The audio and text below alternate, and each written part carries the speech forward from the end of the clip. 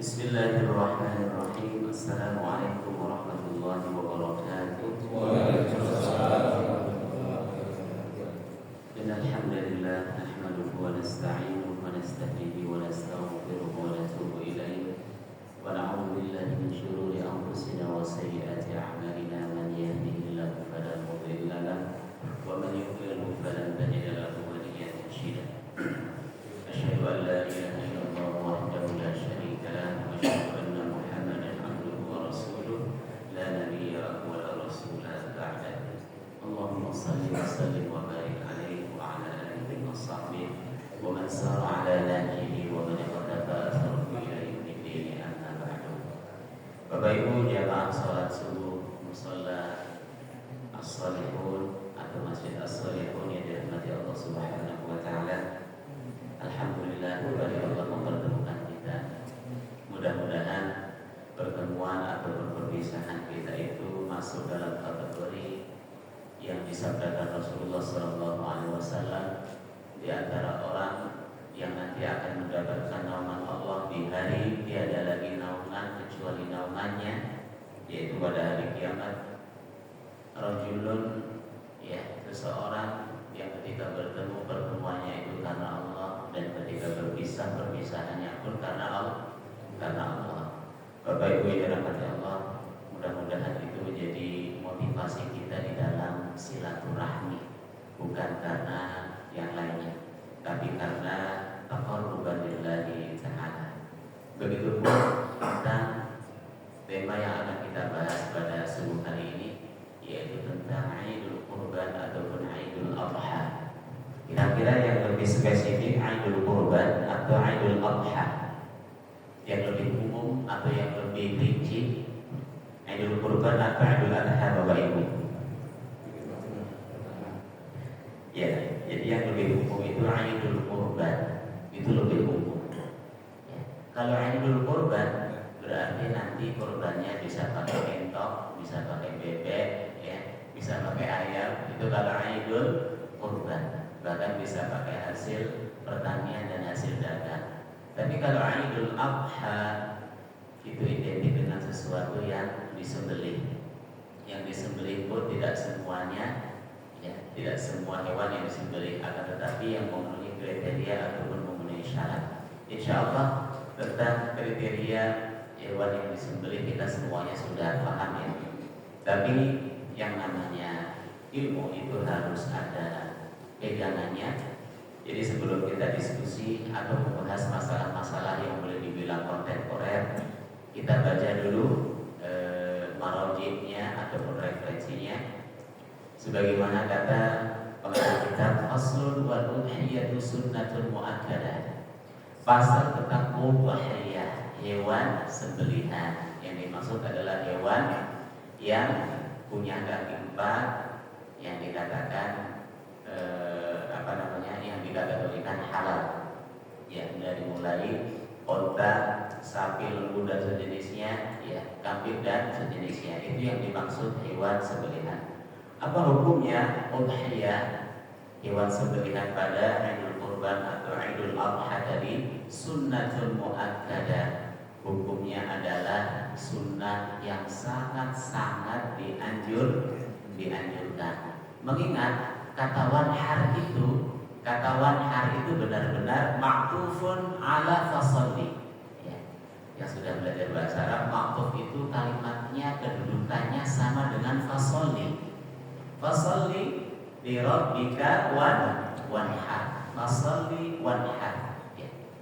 Maka setelah kalian menyelesaikan melaksanakan sholat Idul Adha yang 2 rakaat itu, yang persis kayak sholat Idul Fitri, hanya saja beda apa, Pak? Beda niat, betul ya, hanya saja beda niat. Maka lakukanlah, ya, penyembelihan hewan kurban sebagaimana sudah disebutkan tadi kriterianya. Ya, makanya Allah Subhanahu wa taala itu mengatakan wanhar fasholli li rabbika wanhar, setelah sholat maka berkurbanlah. Makanya untuk memahami, ya, ketika kita sudah merasa cukup berkorban, itu kita pahami dengan kata fasholli, Bapak Ibu yang dirahmati Allah. Apakah sholat Idul Adha itu cukup kita lakukan sekali? Kan begitu ya Pak? Karena ada yang memahami Idul Kurban itu kayak akikah, kayak apa Bapak Ibu? Kayak akikah. Ada yang paham udahlah pokoknya kalau sudah sekali melakukan cukup gitu kan. Apalagi dulu waktu kita kurban itu katakanlah sapinya besar atau kambingnya besar. Beda lah.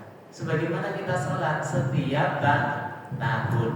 Pokoknya kalau tidak ada halangan untuk kita melakukan, maka kita tidak elok ya, tidak pantas untuk meninggalkan. Fasholli li rabbika wanhar.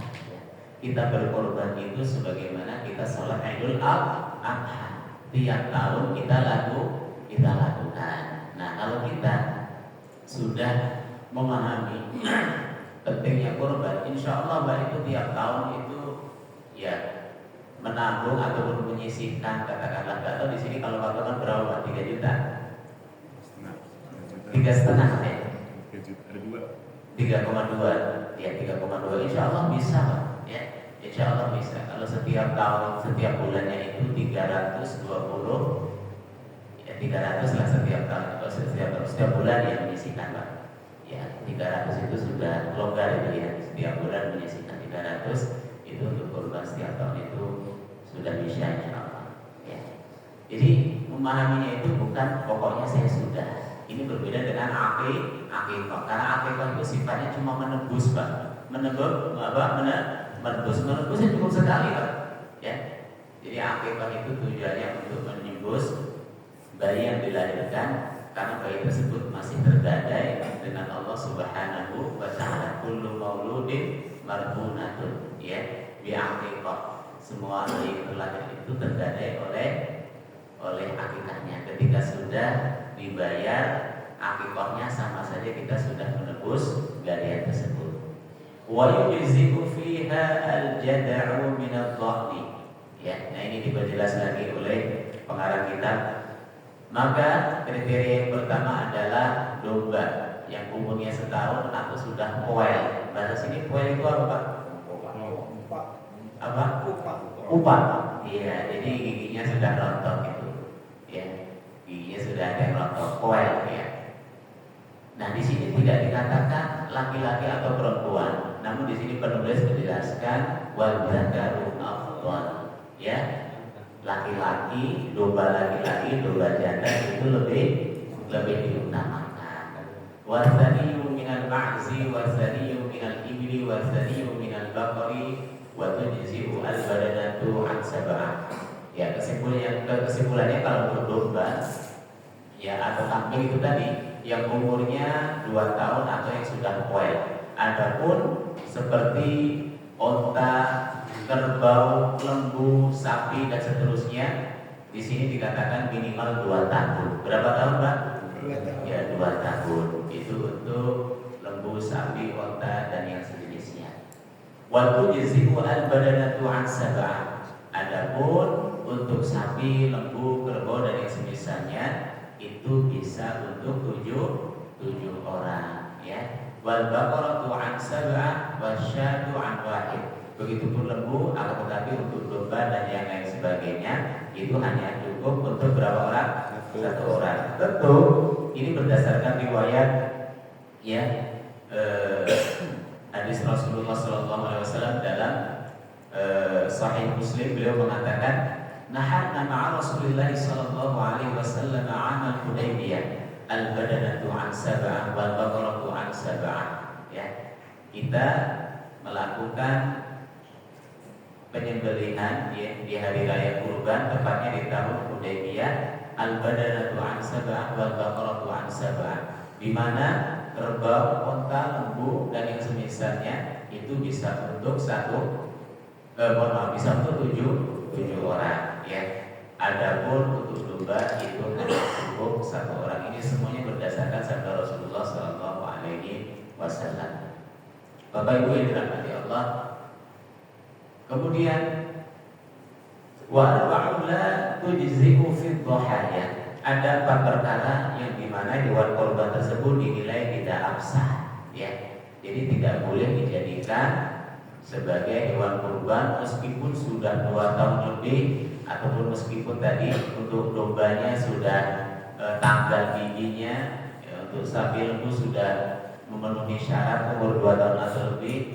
Tapi kalau seandainya di sana ada satu dari 4 perkara, ya, maka nanti hukumnya jadi tidak boleh digunakan sebagai hewan kurban. Yang pertama adalah al-awra'ul bayinu 'auruha.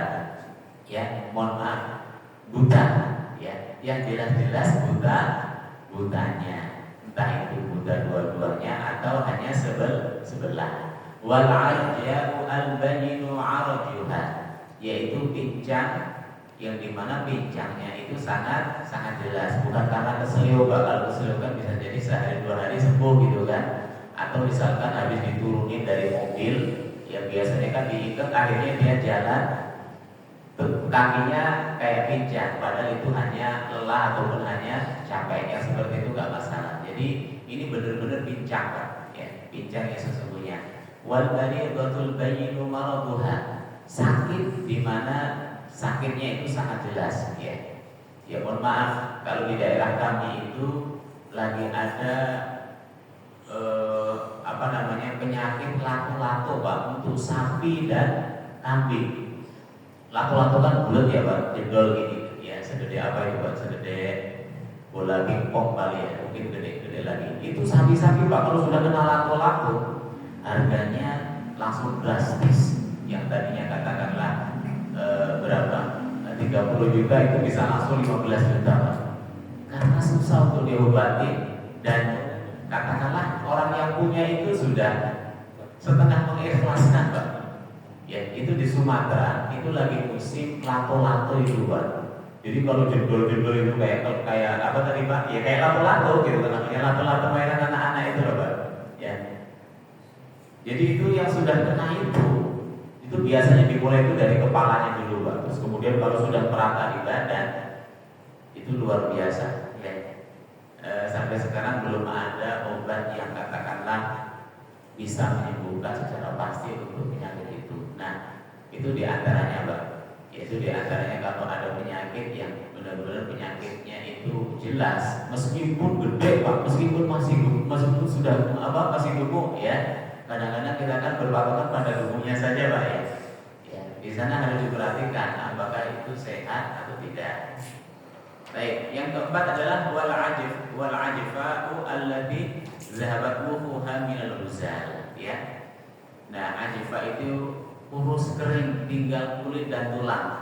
Ya, tinggal apa, Pak? Tinggal kulit dan tulang. Jadi yang pertama yang buta atau yang pincang, ya, yang dimana itu jelas, ya, bukan samar. Kemudian yang kedua, Pak, pincangnya jelas, dia lagi kena penyakitnya jelas.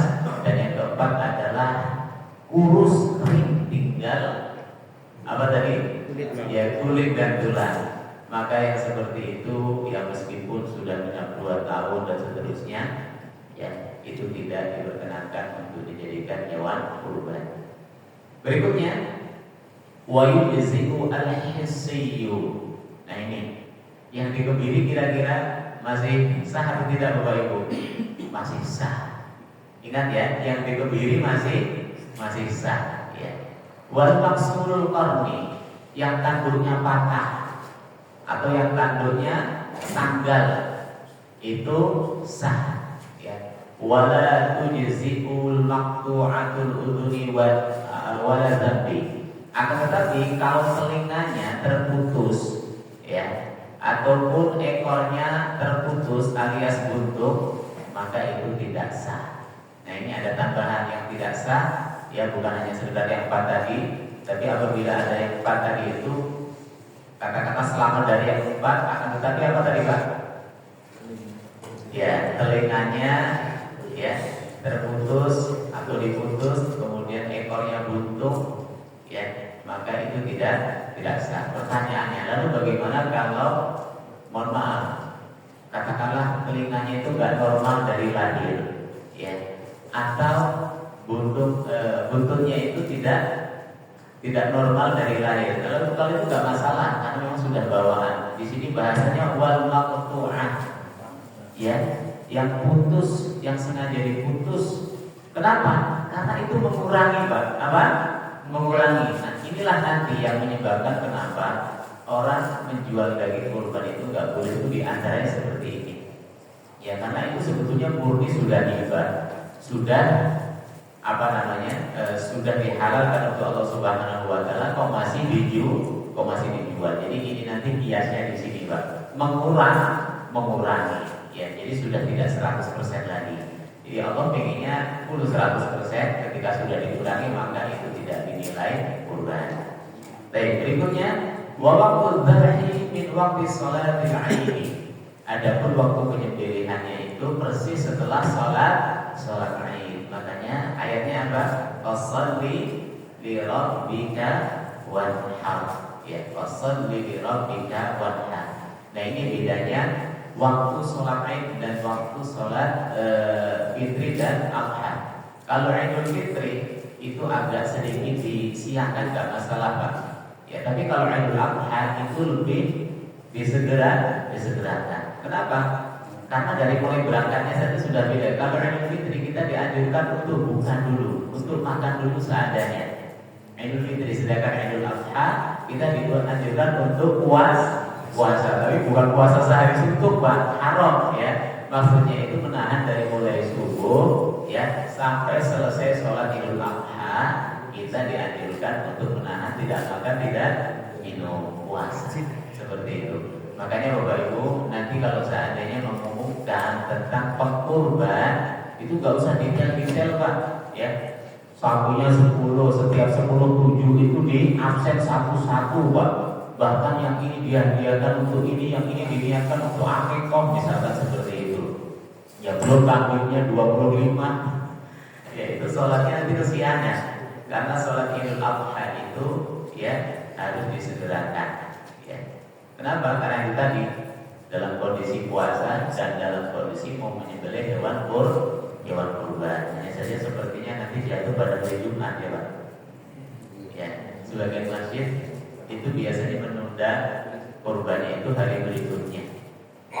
Kalau menurut kami sih, kalau tujuannya memang untuk dibagi-bagi ke tempat yang luar tidak masalah. Tapi tujuannya kan untuk syiar. Untuk apa Pak? Untuk syiar. Fasholli li rabbika wanhar, yang minimal 1 atau 2 lah gitu kan, di sembelih dulu ya. Jangan ditunggu besoknya gitu ya.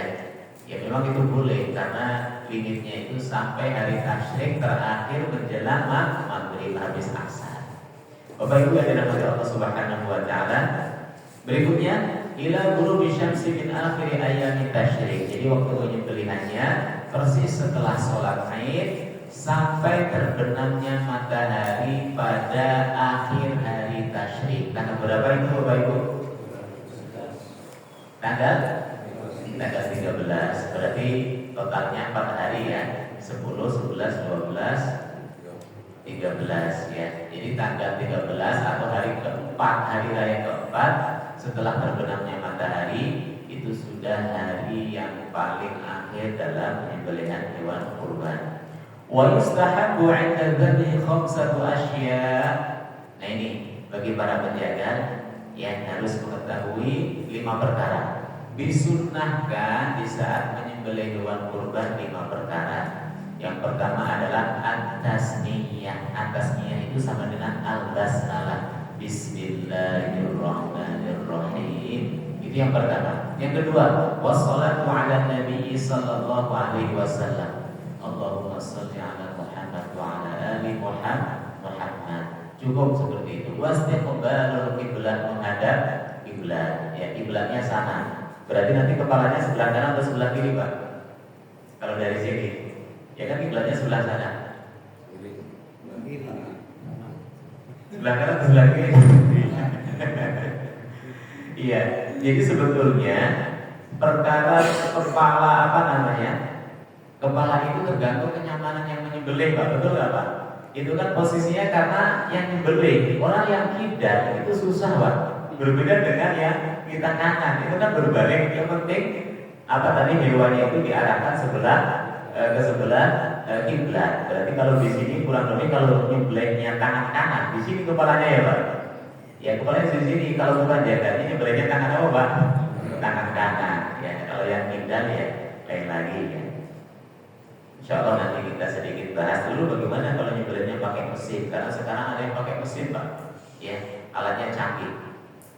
Kemudian yang ketiga, ya wat takbir, Allahu Akbar, Allahu Akbar, Allahu Akbar. Mau takbir yang pendek, mau takbir yang panjang, sah ya. Mau takbirnya datar, mau dilakukan sah, lebih baik itu dilakukan bareng-bareng. Jadi kelihatan syiarnya, ya. Itu yang keberapa tadi Bapak Ibu? Yang keempat. Pertama apa tadi? Membaca Bismillah, ya, mengucapkan sholawat menghadap kiblat sambil takbiran. Yang terakhir adalah wa du'a bil qabul, ya, sambil berdoa. Wabil khusus bagi yang kurban. Yang apa? Yang kurban sama yang menyembelih. Apa doanya? Ya, pertama Bismillah, Allahumma taqabbal min Muhammadin wa ali Muhammadin wa min ummati Muhammadin. Ya, Bismillah, Allahumma taqabbal min Muhammadin wa min ali Muhammadin wa min ummati Muhammadin. Apa namanya insyaallah? Ya, coba diikuti. Bismillah, Bismillah, Allahumma taqabbal min Muhammadin wa ali Muhammadin wa min ummati Muhammadin. Sekali lagi Bismillah, Bismillah, Allahumma taqabbal min Muhammadin wa ali Muhammadin wa min ummati Muhammadin. Sekali lagi Bismillah, Bismillah, Allahumma taqabbal min Muhammadin wa ali Muhammadin wa min ummati Muhammadin. Ya, mungkin ada yang lagi batin Pak, malah saya kan gak kurban gitu kan. Dan siapa tahu Pak, tiba-tiba ada rezeki nomplok gitu kan. Ya gak tahu gitu. Apalagi tadi di sini patokannya 3,2 ya. 3,5. Oh 3,5, mohon maaf ya. 3,5 ya, 3,5. Ya 3,5. Ini termasuk murah Pak. Tempat kami 4,3 atau 4,4 ya. Ya di sini murah dan ternyata lebih besar di sini Pak. Jadi daerah sini itu luar biasa. Di musola dekat rumah mertua saja itu Pak, musola itu kurbannya tahun kemarin sapi 11 Pak, kambingnya 25. Heran itu ya, ini hebat banget jamaahnya. Itu kalau dimasukin musola Pak, itu gak muat itu Pak, ya kambing sama sapinya itu luar biasa. Jadi 11 tahun kemarin Pak, gak tahu tahun ini. Ya, tahun kemarin itu sapi 11, kambing sekitar 25. Baik, jadi itu adalah doa ataupun hal-hal yang perlu kita perhatikan, wabil khusus bagi penjaga dan yang sedang korban atau yang menyaksikan. Yang pertama membaca Bismillah. Bismillah pendek juga bisa Pak. Ya mau ditambah Ar-Rahmanir-Rahim juga gak masalah. Tapi ada yang mengatakan Ar-Rahmanir-Rahim itu kan kasih sayang. Sedangkan penyembelih itu ya bagian dari sesuatu yang menafikan kasih sayang, maka baca Bismillah saja itu cukup. Ya setelah itu Allahumma sholli ala Muhammad wa ala ali Muhammad. Pertanyaannya Pak, kenapa baca kok doa kok masih ada sholawatnya? Karena Rasulullah bersabda, kullu du'ain mahjubun hatta yusalli ala Muhammadin wa ali Muhammad. Doa itu Bapak Ibu, kalau kita belum mengawali dan menutupnya dengan sholawat, itu di langit itu masih ketutup tabir Pak. Bukan berarti Allah gak lihat, tapi doanya yang kesumbat. Ya, ibarat air drainase itu kesumbat Pak. Jadi bukan Allah gak ngerti-ngerti, tapi doanya itu langsang, tahu langsang Pak ya. Masih nyangkut di sana Pak. Nah, untuk menghilangkan tabir itu, ya untuk menguraikan tabir itu dengan membaca sholawat. Itulah kenapa sebagian saudara kerjanya sholawat mulu, betul gak Pak? Pokoknya sholawat, acara sholawat, bahkan kajian itu isinya kajian sholawat. Ya bagus sih, gak masalah karena memang ada dasarnya. Baik, jadi itulah kenapa kita kalau doa itu jangan sampai Pak ada sholawatnya. Jangan langsung Bismillahirrahmanirrahim, ya langsung baca doanya langsung selesai enggak. Minimal salawat itu kalau nggak di awal di akhir. Misalkan begini, kita mau doa ini Pak. Biasanya kan kita baca bismillah dulu atau a'udzubillahi minasyaitonir bismillahirrahmanirrahim. Allahumma shalli wa sallim alhamdulillahirabbil alamin hamdan yuwafi ni'amahu wa yukafi'u mazidah ya rabbana lakal hamdu kama yanbaghi li jalalika wa wajhikal karim wa 'azimi sultanik. Nah itu salawatnya di situ Pak. Allahumma shalli ala Muhammad wa ala ali Muhammad ya. Atau ditambahi Allahumma shalli ala sayyidina Muhammadin fil awwalina wal akhirin wa radhiyallahu tabaraka wa ta'ala sahabati Rasulillah ajma'in, baru baca doanya. Terus nanti di akhir juga sama. Wassallallahu ala sayyidina Muhammad wa ala alihi wa sahbihi wasallam. Jadi kalau nggak di awal di akhir, kalau dua-duanya itu lebih baik. Ya, karena memang Rasulullah mengatakan kullu du'ain mahjubun hatta yusalli ala Muhammadin wa ali Muhammad. Setiap doa yang dipanjatkan itu masih nyangkut Pak, masih tertutup, tidak langsung sampai ke langit. Ya. Kecuali orang tersebut sudah mengucapkan salawat. Kemudian yang ketiga apa tadi? Menghadap kiblat, kemudian bertakbir, yang terakhir membaca doa. Doanya tadi sudah jelas, sama-sama kita baca. Jadi doa tentang kurban tadi itu ada di Sahih Muslim ya. Ya, tapi kalau ingin singkat, Bismillahirrahmanirrahim Akbar cukup. Ya, coba tahu nanti tukang jaganya bingung ini Pak, waduh ya. Menghadapi sapi yang besar terus kemudian berontak dan seterusnya, minimal Bismillahirrahmanirrahim. Bismillahirrahmanirrahim. Baik Bapak Ibu dirahmati Allah. Berikutnya wala ya'kulu al-mudhahi syai'an min al-udhiyatil mandhura. Nah ini kalau hewan kurbannya itu masuk kategori nazar, janji ya. Misalkan Bapak Ibu kepada berjanji kalau putra putrinya itu semuanya bisa lulus kuliah, terus kemudian bisa keterima di kantor atau di tempat kerja dan seterusnya, nanti tahun ini mau kurban 2025 kurban. Atau yang kemarin punya nazar kalau Pak Prabowo menang saya nanti kurban ya sapi 10. Nah ini Pak. Nih yang kemarin nazar Pak Prabowo menang nih. Ya, itu wajib. Atau orang tua kita pernah nazar terus kemudian meninggal. Nah ini Pak, ini tolong bagi orang tuanya pernah nazar ingin kurban, kok ternyata ajalnya mendahului, maka ahli warisnya itu berkewajiban untuk yang menunaikan nazarnya. Baik, wala ya'kulu wala ya'kulu al-mudhahi syai'an min al-udhiyati al-mandhura. Orang yang berkorban dan korbannya itu korban wajib adalah contohnya korban nazar. Ya, korban apa tadi Pak? Korban nazar, maka tidak boleh memakan sedikit pun dari hewan kurbannya. Wa ya'kulu min al-udhiyati al-mutatawwi' biha. Adapun korban-korban sunnah, ya tadi sudah kita bahas di awal, hukumnya apa tadi Pak? Korban sunnah yang sangat dikukuhkan. Ya, asalkan kita nggak punya nazar, nggak punya janji, maka itu hukumnya kurban yang tatawwu atau yang sunnah, maka kita diperbolehkan. Nah ini kami bacakan Pak dalam Sahih Bukhari ini lumayan ini ya. An Salamati bin Al-Aqwa radhiyallahu anhu qala Nabi sallallahu alaihi wasallam man dhaha minkum fala yudhi'anna ba'da salihati wa fi baitihi minhu syai'un. Barang siapa yang berkorban, jangan sampai 3 hari setelah penyembelihannya itu masih tersisa daging Pak. Artinya apa? Ya berarti dia ngambilnya banyak, betul nggak Pak? Yang korban tadi ngambilnya banyak, sampai hari ketiga aja nggak habis Pak. Sampai hari ketiga Pak? Sampai hari ketiga nggak habis, berarti dia ngambilnya banyak, ya. Makanya yang korban itu perlu diperhatikan. Memang Rasulullah mengatakan kulu wa at'imu wadakhiru, ya.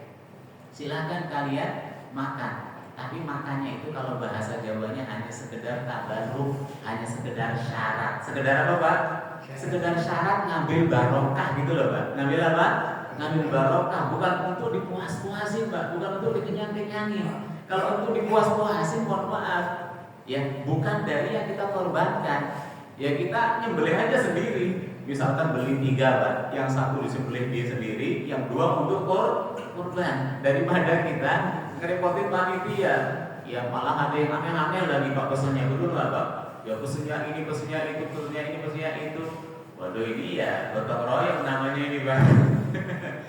Ya seperti itu. Jadi Rasulullah mengatakan ya, jangan sampai hari ketiga setelah kurban itu masih tersisa daging. Ini bagian kurban Pak. Bagi apa Pak? Bagian kurban. Maksudnya apa? Boleh kalian itu ngambil ya. Bahkan batasannya itu sampai sepertiga pun boleh. Tapi usahakan hari ketiga dari kurban itu sudah habis. Maksudnya apa ya, harus dibagi-bagikan atau ngambilnya sedikit. Akan tetapi ya, saat itu, nah ini perlu diperhatikan juga Pak, ini masih koma. Itu kalau kurbannya sedikit Pak. Kalau apa Pak? Kalau kurbannya sedikit. Akan tetapi kalau kurbannya melimpah Pak. Kalau kurbannya apa? Kalau kurbannya melimpah, nggak apa-apa. Bahkan disimpan sampai berbulan-bulan pun nggak masalah. Kulu wa at'imu wadzakiru. Makanlah ya, kemudian bagi-bagilah dan simpanlah kalau kurbannya melimpah ya.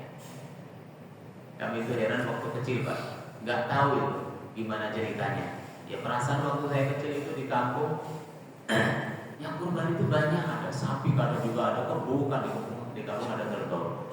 Tapi nggak tahu kita itu selalu dapat ditusuk itu loh Pak, kalau di kampung itu Pak, ditusuk itu beberapa tusuk, paling banyak itu setengah kilo itu Pak, paling banyak. Setiap tahun begitu Pak, ya setiap tahun. Termasuk ketika Idul Fitri, pokoknya setiap tahun itu cuma dapat serangkang atau 2 rantang. Ya zakat fitrah.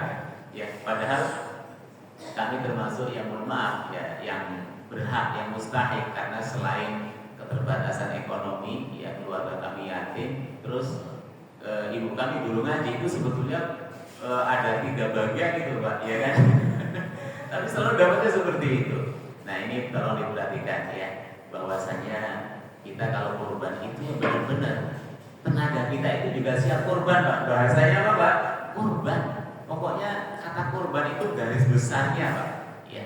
Maka dari itu ketika kita sudah menimbrung sebagai panitia itu berarti kita siap kurban. Tenaga kita, bahkan materi kita pun dan seterusnya. Jangan sampai kita mengharapkan ya keuntungan sebagaimana para pedagang ataupun para pengusaha. Itu niat kurban di situ Pak. Yang kurban itu bukan hanya sekedar orang yang menyerahkan hewan ternak, tapi juga termasuk apa Pak? Juga termasuk para panitianya. Itu pokoknya siap kurban seperti itu. Bapak Ibu yang dirahmati Allah, kesimpulannya tadi, panitia itu kalau pas lagi banyak dapatnya yang banyak, kalau lagi dikit dapatnya dikit atau bahkan nggak dapat sama sekali. Ya, karena Rasulullah mengatakan, andai saja kurbannya sedikit, jangan sampai hari ketiga itu masih tersisa apa Pak? Tersisa daging kurban. Tapi kalau kurbannya banyak, ya silahkan disimpan dan seterusnya. Bapak Ibu yang dirahmati Allah Subhanahu wa taala, kita lanjut. Wala yabi minal udhiyati. Ya, dilarang menjual apapun daripada hewan kurban. Enggak boleh, Pak. Kenapa? Karena itu nanti mengurangi ya, mengurangi apa? Mengurangi nilai hewan kurban tersebut di mata Allah Subhanahu wa taala. Lalu bagaimana kalau kita dapat terus kita jual? Ya boleh, halal. Misal ada di antara kita benar-benar nggak bisa makan sapi atau nggak bisa makan kambing gitu kan, akhirnya dijual kepada tukang sate. Pak, ini saya jual deh separuh harga gitu kan. Ya misalkan kalau di pasar itu katakanlah 100, saya jual 50 aja gitu. Ya kalau memang itu sudah haknya Pak, halal. Yang nggak boleh itu tadi, ya yang nggak boleh itu adalah yang berkorban atau para panitia tiba-tiba nyisihin jual dan seterusnya. Nah makanya solusinya Bapak Ibu yang dirahmati Allah, supaya aman nih, untuk yang korban, kalau pengen panitianya itu katakanlah sejahtera, tahun depan mau jadi panitia lagi, karena kalau benar-benar nggak diperhatikan nanti nggak ada panitianya Pak ya, yang punya korban nyembelih sendiri nanti ujung-ujungnya. Itu terang-terangan saja Pak, nanti untuk bagian ini ya, itu kita sodakokan. Ingat bahasanya sodako Pak, jangan sampai upah. Jelas Bapak Ibu? Bahasanya apa? Sodako. Misalkan untuk kaki-kaki dan kulit-kulit ya, kita sepakat ya, kita sodakokan kepada panitia. Misalkan seperti itu Pak. Kalau bahasanya sedekah boleh. Tapi kalau bahasanya upah nggak boleh. Maka dari itu lebih selamatnya lagi Pak, para pengkorban itu mengeluarkan kos lagi untuk para panitia. Misal tadi kata Ustaz 3,5, itu katakanlah baru hewan kurbannya saja atau baru pakunannya. Nah itu kan berarti ada kos untuk penyembelihannya. Ya, kalau di tempat kami untuk sapi itu 500.000 Pak kosnya. Ya per jiwa. Ya berarti kalau 7 orang berapa itu Pak? 3,5 ya? Ya 3,5. Jadi kos untuk upah benar-benar upah nih Pak. Untuk para tukang jagal itu per sapinya 3,5 itu bersih ya, bersih. Kalau kambing kalau nggak salah 400 atau ya 500 juga Pak ya, saya kurang tahu, tapi kan 1 ekor gitu ya. Nah jadi itu benar-benar panitia itu sudah nggak kepikiran Pak, nggak kepikiran ini nanti kita dapat apanya nih gitu, karena sudah jelas gitu kan, kos dia itu sudah jelas atau upah dia itu sudah jelas. Maka nanti berikutnya tinggal tinggal ngasih atau tinggal tinggal sedekahnya. Jadi panitia sudah tidak lagi mikirin nanti saya dikasih upah apa gitu. Ya karena di musola kami Pak, tahun lalu itu tiba-tiba hilang satu kepala sapi gitu kan. Sampai sekarang nggak tahu ya kemana larinya. Ya, panitianya bingung, benar-benar hilang satu kepala sapi itu Pak. Hilang satu kepala sapi. Nah itu masalahnya ya, karena itu tadi barangkali panitia itu tidak dikasih upah yang menurut dia itu sudah bikin aman ya katanya. Berikutnya wa'idul fuqara awal masakin ya. Bapak Ibu yang dirahmati Allah Subhanahu wa taala, setelah selesai semuanya maka hewan kurban tersebut dibagi-bagi. Oke, sebelum kita lanjut, jadi nanti kami ingin mengetengahkan beberapa perkara yang boleh dibilang kontemporer ya. Silakan Bapak Ibu, karena itu sebetulnya umum, jadi itu kaidah umumnya saja dalam kurban ya. Tapi realitanya dalam prakteknya banyak hal-hal yang membuat kita bertanya-tanya. Ya silakan kalau ada yang mau ditanyakan tentang kurban. Kalau enggak kami yang bertanya Pak. Bagaimana hukum kurban yang diniatkan sekaligus akikah atau bahkan nadar? Karena orang Indonesia kan sukanya ya all in one, betul nggak Pak? Ya puasa pengennya itu langsung puasa Senin Kamis, terus puasa Daud, puasa apa gitulah. Pokoknya orang Indonesia sukanya gitu-gitulah Pak. Nah sekarang pertanyaannya, lalu bagaimana kalau korban tapi juga diniatin untuk apa tadi Pak? Untuk akikah, mengingat belum diakikahi, terus nazar sekalian Pak. Jadi itu 3 in 1 itu Pak.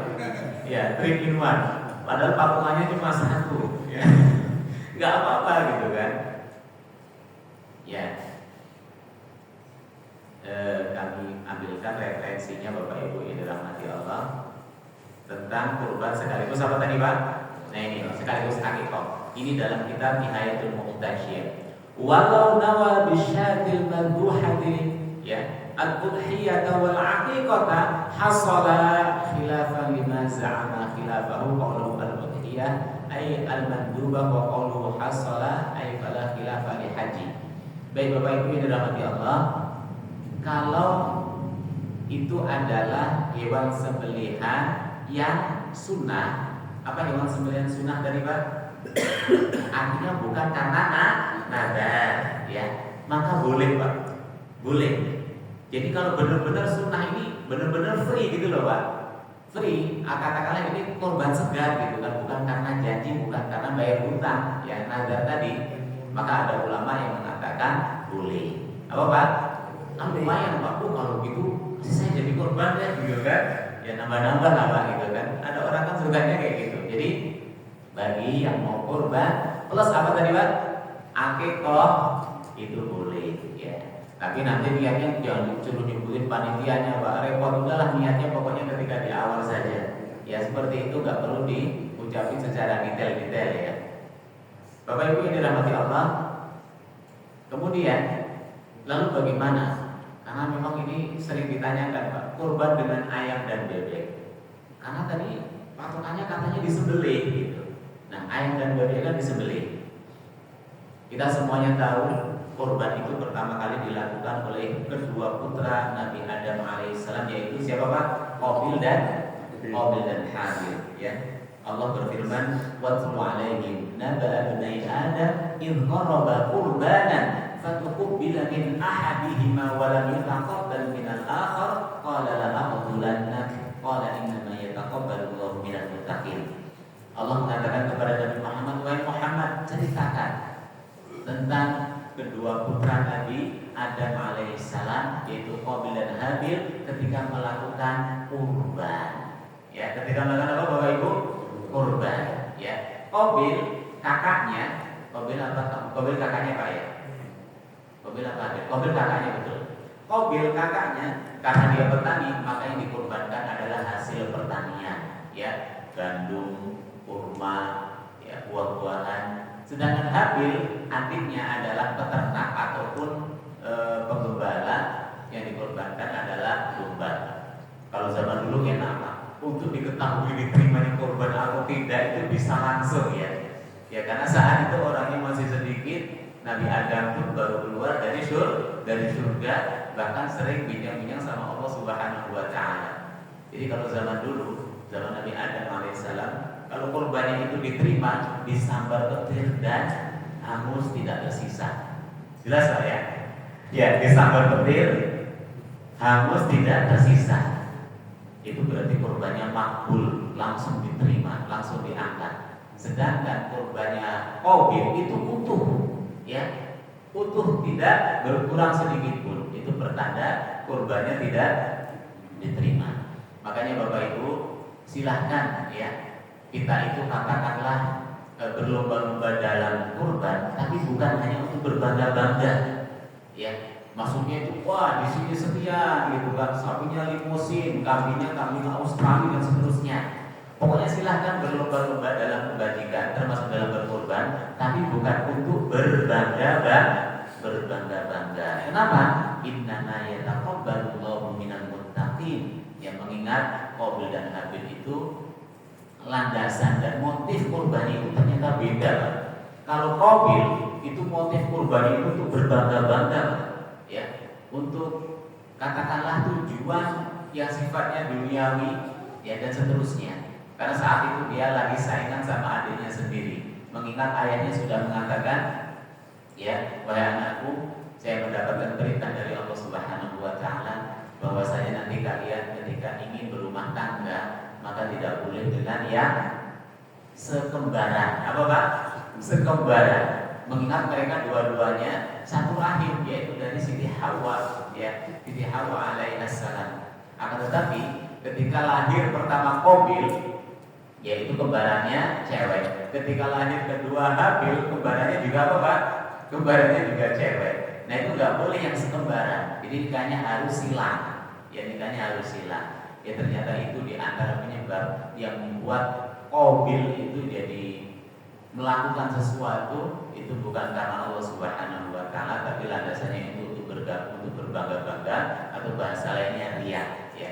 Allah mengatakan innama yataqabbalu Allahu minal muttaqin. Ya, dari situ kalau kita ya tidak melihat syariatnya Nabi Muhammad SAW, begitu juga syariat Nabi Ibrahim alaihissalam, kita akan menyimpulkan, wah berarti korban itu kan dengan apa saja yang kita miliki, karena tujuannya untuk mendekatkan diri kepada Allah. Korban itu dari kata korban. Dari kata apa? Korban. Kita menyembahkan sesuatu dalam rangka mendekatkan diri kepada Allah Subhanahu wa taala untuk mendapatkan ridhonya. Ya, makanya ini unik, ada ulama yang mengatakan ternyata korban sama ayam dan bebek itu sah. Yang mengatakan siapa? Ibnu Abbas, ya. Tapi ini perlu digarisbawahi Pak, ini jangan salah paham. Nanti orang yang mampu beli sapi, ya, korbannya bebek lagi. Maksudnya begini, ya, orang yang tidak mampu sapi, tidak mampu domba atau kambing, dan hanya mampunya ayam, silahkan pada hari tersebut nyembelih ayam, tapi jangan diserahin panitia, Pak, ini korban saya ya, bebek, ya, 7. Bukan. Kalau mau Pak silahkan disembelih, nanti panitianya dikasih makan bebek, makan ayam, itu maksudnya Pak. Ya, jadi insya Allah itu tidak mengurangi pahala orang yang benar-benar punya kemampuan kemampuan kurban, sama kayak Bapak hari ini, ya. Kita habis sholat subuh, ini kan itikaf Pak, dalam rangka zikir, betul nggak Pak ya?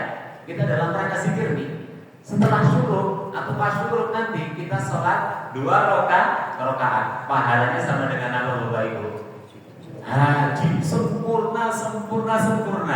Nah ini kami anjurkan ya, Bapak Ibu yang dirahmati Allah yang tidak mampu kurban, silahkan siapkan bebek, ayam potong ya. Nanti sama-sama disembelih, kirim kepada panitianya atau bagi-bagi. Kan nyaman kalau gitu Pak ya? Enak ya. Insya Allah itu pahalanya sama-sama dengan pahala mereka yang punya kemampuan kurban. Jadi Ibnu Abbas ditanya ini Pak. Ini saya baca terjemahannya ini. Ya. Qultu hadza mahmulu ala usul mutlaqil barakah bidzabi khairin na'am amma usul nafsul haqiqah wa suqutu talabuha bidzalika fala yaqaf fa inna dzalika uridu bihi dzalika kana mardud bi kalamin Nawawi al-musyari ilaihi anifan min nafsihi li khilafi fi adami ijza'i khairin na'ami fil udhiyah. Ya, jadi Ibnu Abbas itu memiliki pendapat ini sebaiknya diikuti orang-orang yang memiliki keterbatasan. Ini Pak. Jadi kalau misalnya kan boleh nggak kurban sama bebek dan ayam boleh, tapi dengan catatan bagi orang-orang yang memang tidak mampu kurban sapi, kurban kambing. Jadi nyembelihnya pas hari itu Pak. Ya silahkan ya. Karena itu nanti manfaatnya banyak. Baik Bapak Ibu yang dirahmati Allah. Berikutnya kurban untuk orang yang meninggal gimana Pak? Karena sering kan Pak ditanya, ya bahkan pernah kami mendapati ya kurban untuk almarhum. Kalau almarhumnya itu memang punya nadar, punya apa Pak? Punya nadar, ya. Atau punya wasiat. Nah ini Pak, nadar atau wasiat, maka itu boleh. Selagi nggak punya nadar, selagi tidak berwasiat, nggak usah repot-repot untuk yang hidup saja, itu cukup. Yang sudah meninggal tinggal dikirimi doa.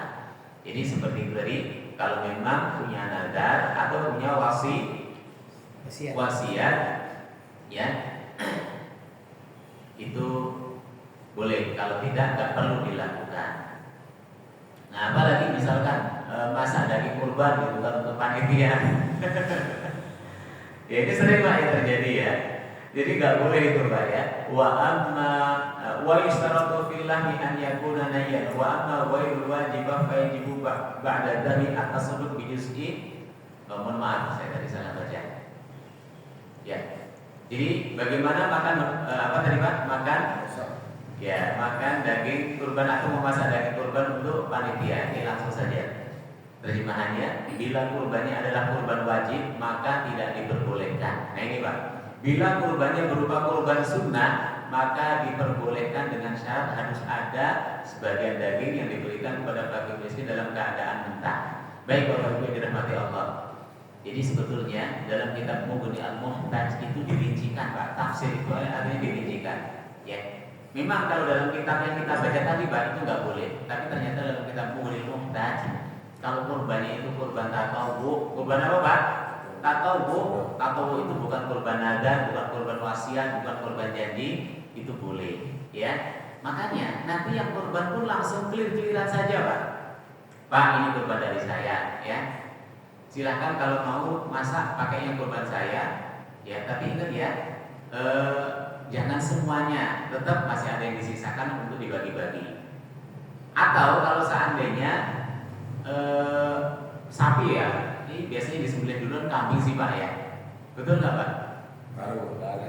Bareng ya. Jadi gini Pak, jangan sampai misalkan ada orang korban 1 kambing, terus kambingnya itu langsung disembelih dimasak semuanya Pak. Di sini disyaratin Pak. Jadi dua syaratnya boleh memasak hewan kurban. Pertama, itu bukan kurban nadar, bukan kurban wajib, yaitu kurban sunnah. Yang kedua, masih disisakan untuk dibagi-bagi. Bisa dipahami Pak ya? Ya, jadi kalau orang pas kurbannya 1 kambing itu dimasak semua, berarti itu dimakan semua, ya, untuk dimasak semua. Yang terus fakir miskin nggak dapat. Nah, berarti kalau ingin di sini diambil sedikit, di sini diambil sedikit, ini diambil sedikit, kan masih sisa semua ya Pak ya. Nah itu nanti sisanya yang dibagi-bagi. Jadi 2 itu syaratnya. Ya jadi kami cari-cari gitu kan, karena kami mikir masa sih nggak boleh gitu kan, masa sih nggak boleh. Akhirnya ketemu ini Pak, tapi bukan karena mencari pembenaran. Nah, ini kita dalam kitab Murid Muhtaj ya. Dan saya yakin dulu panitia punya tradisi seperti itu ya, mungkin ada fatwanya dari kiainya gitu kan, dan ternyata dicari-cari ketemu. Jadi seperti itu, silahkan, nggak masalah ya. Yang penting kalau syaratnya Pak ini 2 tadi, bukan korban wajib. Yang kedua, ya masih ada sisa untuk dibagi bagi. Berarti kalau kambing diambil sedikit gitu kan, misalkan kambingnya 7 ya. Ya jadi seperti itu syarat panitia yang ingin langsung dicipin. Ya apa tadi Pak, hewan kurban. Ya, karena kalau makanya sapi potong nanti nyembelihnya nggak semangat Pak. Baik, lalu bagaimana kurban dengan uang? Terus terang kami sering ditanya nih Pak, Ustaz sekarang ini kan banyak orang nggak suka daging, ada bahkan nyium aja nggak kuat gitu Pak ya. Kan uang lebih bermanfaat Ustaz gitu kan. Ya, dia langsung bisa beli kebutuhannya dengan uang tersebut. Baik, kira-kira gimana Pak? Terus dia pakai kias lagi Pak. Kiasnya begini, kan dulu Nabi zakat pakai kurma, ternyata kita boleh sekarang pakai uang kan? Ya, pakai beras. Lalu bagaimana dengan kurban? Ya, kira-kira gimana Bapak Ibu? Dalam kitab Mawsu'ah Al-Fiqhiyah dikatakan, "Law tasaddaqa insanun bi syai'in hayyatin aw bi qimatiha fi ayyamin nahri lam yakun dzalika mughniyan lahu 'anil udhiyah." Hukumnya tidak sah. Jelas Pak ya? Hukum kurban dengan duit, padahal nilainya sama. Ya tidak sah karena yang dinilai ibadah bukanlah nominal sedekahnya, tetapi bentuk penyembelihan dan kurbannya. Jadi ihramud dam itu loh Pak. Jadi ketika kita menyembelih, darahnya itu yang sampai kepada Allah Subhanahu wa taala. Di sana itu ada syiar. Ada apa Pak? Lebih kepada syiar, menunjukkan seperti ini loh Islam ya. Bukan hanya sekedar nilainya saja. Jadi maksudnya itu adalah ihramud dam. Wa dzalika anna wujuba ta'allaqa bi iraqatid dam. Yaitu menyembelih itu kaitannya dengan darah yang mengalir. Makanya Allah mengatakan la yanalallaha al-hukmuha wa la dimaquha. Yang sampai kepada Allah Subhanahu wa taala itu bukan dagingnya, bukan darahnya, tapi ketakwaan. Berarti yang namanya kurban itu identik dengan daging dan darah tadi, maksudnya hewan kurban. Baik.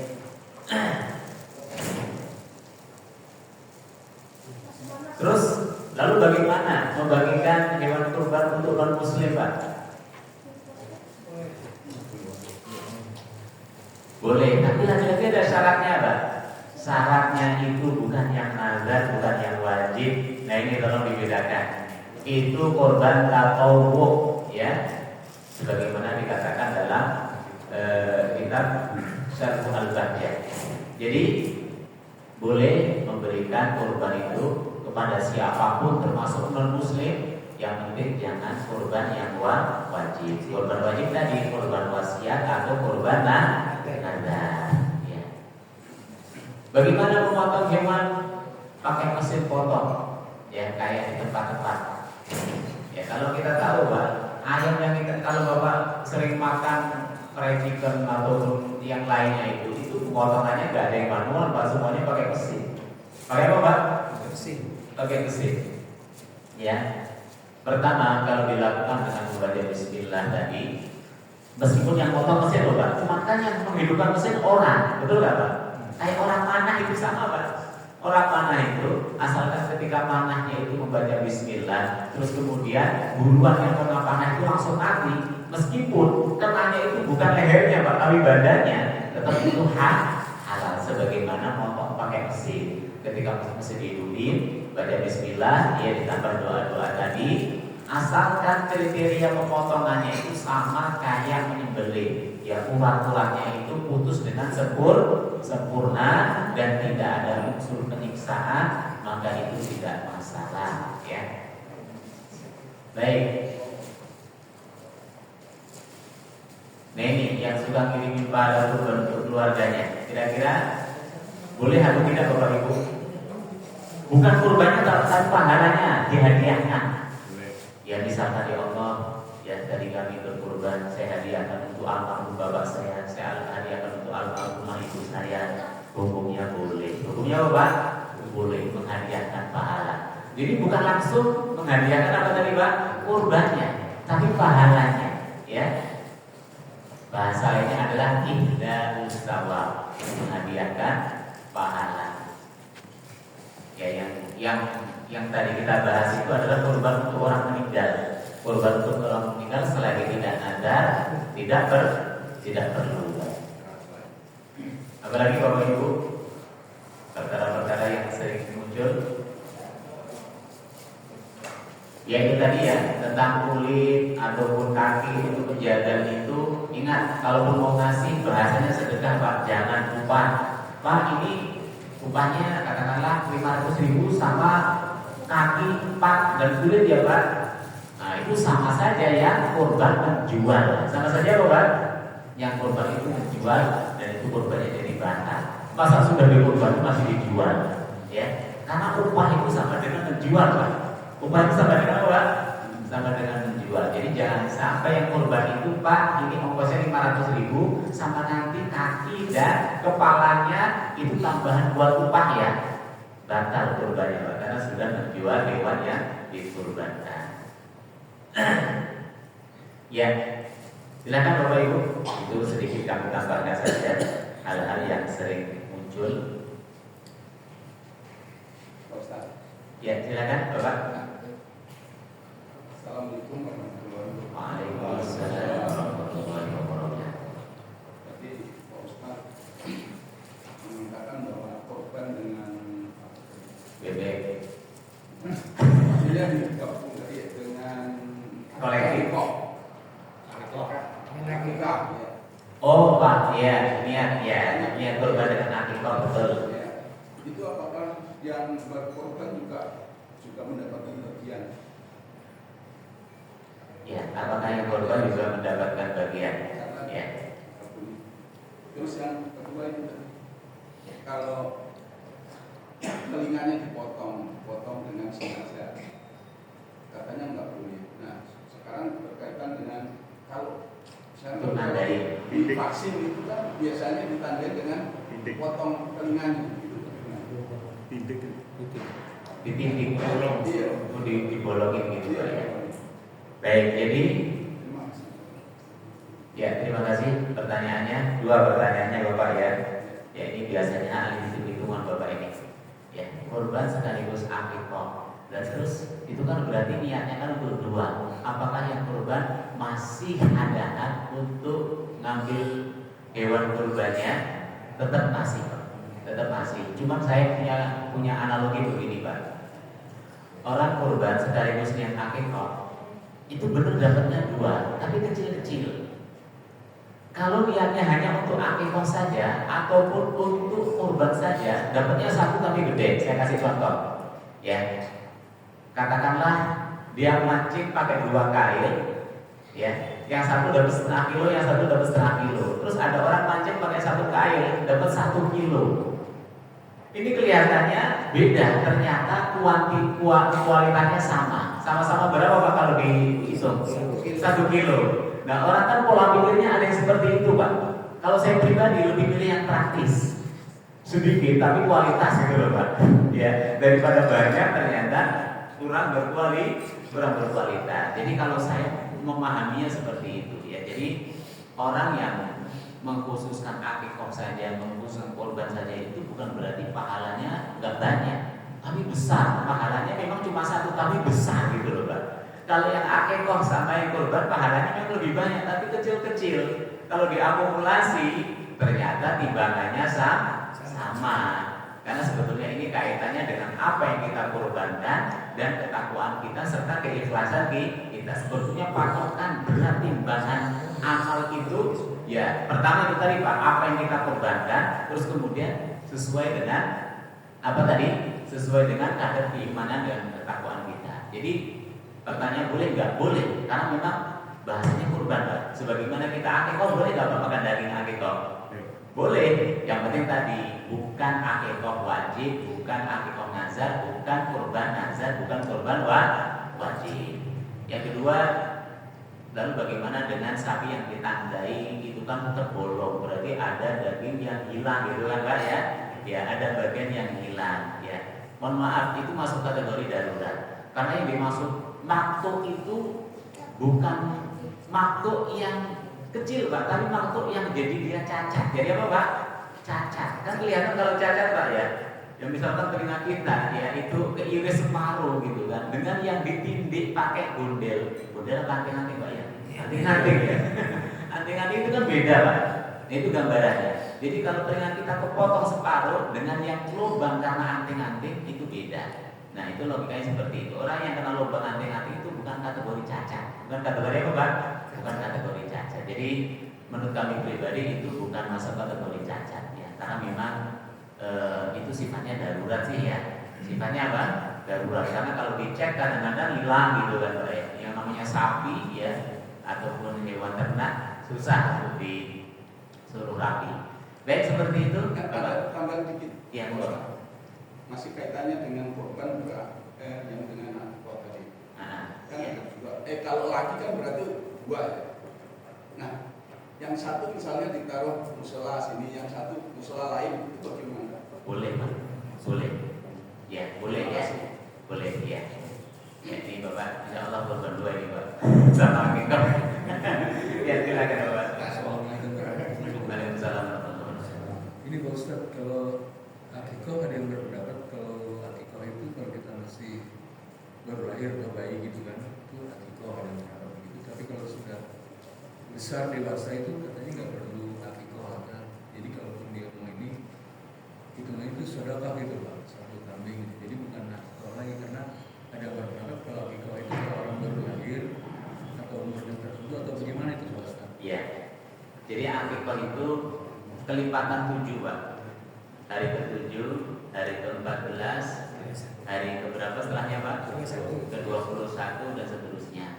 Lalu bagaimana dengan orang yang dari kecil gak diakikahi karena keterbatasan gitu Pak ya?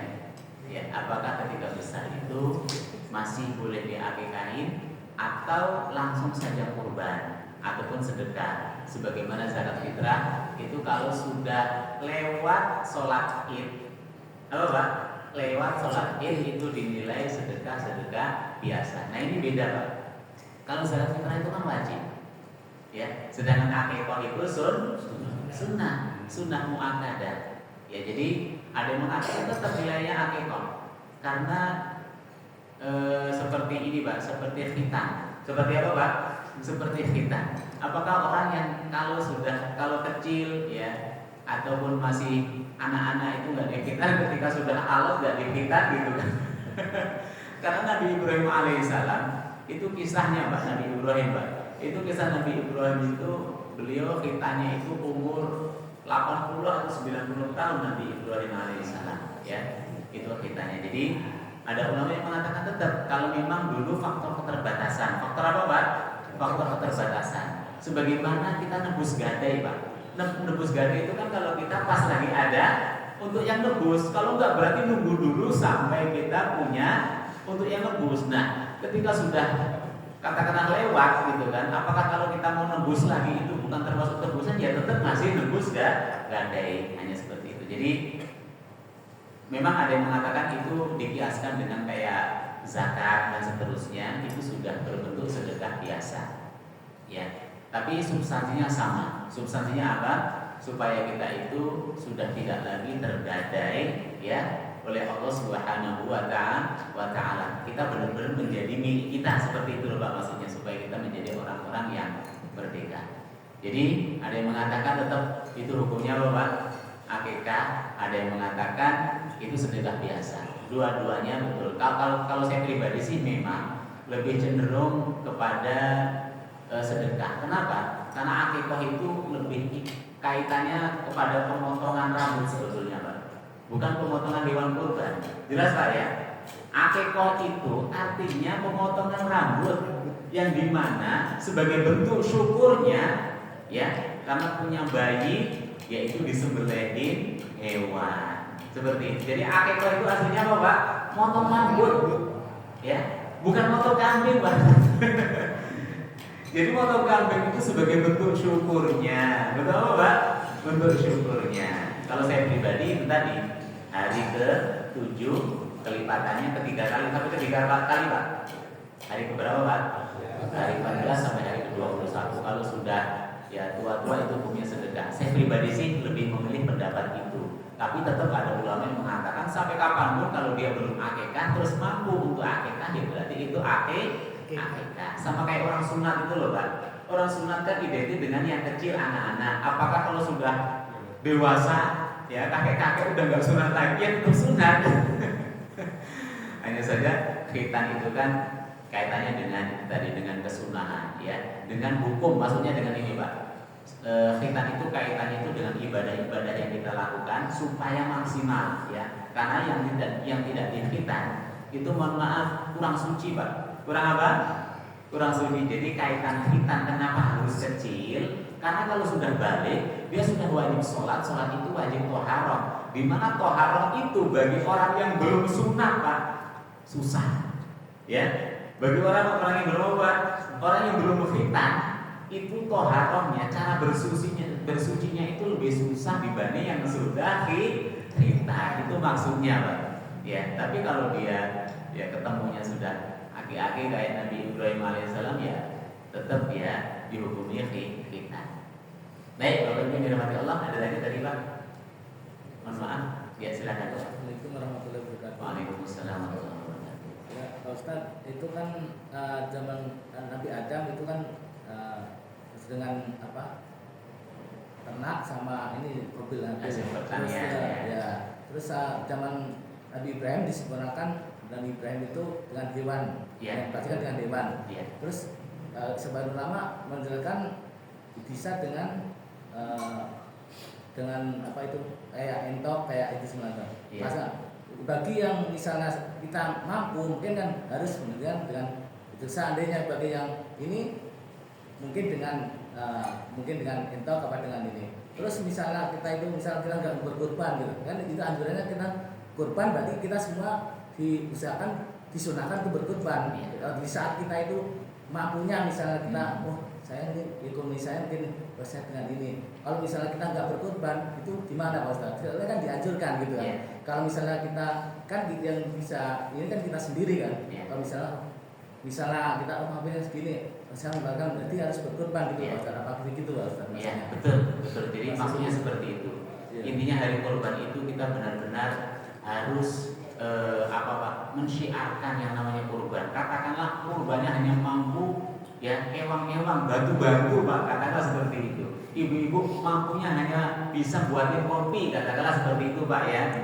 Mampunya hanya bisa buat kue, hanya mentoknya di situ misalkan, Pak. Itu harus dilakukan. Jadi usahakan nilai kurbannya itu, Pak. Jadi bukan hanya sekedar yang mampu saja, tapi ada nilainya di situ, ada pendidikannya di situ yang Allah ingin sampaikan. Pokoknya di hari raya kurban itu kalian harus berkorban dengan apapun yang kalian miliki, yang kalian punyai. Jadi pesannya seperti itu, betul sekali, Bapak, ya. Jadi sampai misalkan nanti entok saja nggak mampu, Pak, ayam potong aja nggak mampu, ya minimal tenaganya lah, Pak, ya. Nanti kan tempat kotor gitu kan, ngepel-ngepel kayak aku nyapu gitu kan, itu kurbannya, Pak. Jadi benar-benar tidak mengharap apa-apa kecuali dalam rangka mendekatkan diri kepada Allah Subhanahu wa Ta'ala. Coba kalau semuanya punya pikiran seperti itu, Pak, luar biasa kan, Pak? Enteng semuanya itu, Pak. Semuanya itu akan senang nanti, ya.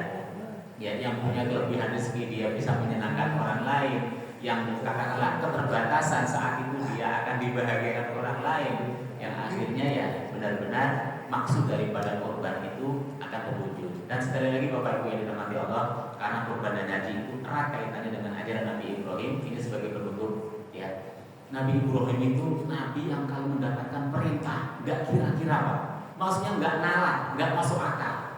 Bayangin Bapak Ibu, baru saja dia itu ya pengen punya anak, ya hidup bahagia. Jadi Nabi Ibrahim itu sebetulnya dulunya pengusaha, Pak. Pokoknya orang hebat lah Nabi Ibrahim itu. Bagaimana nggak hebat?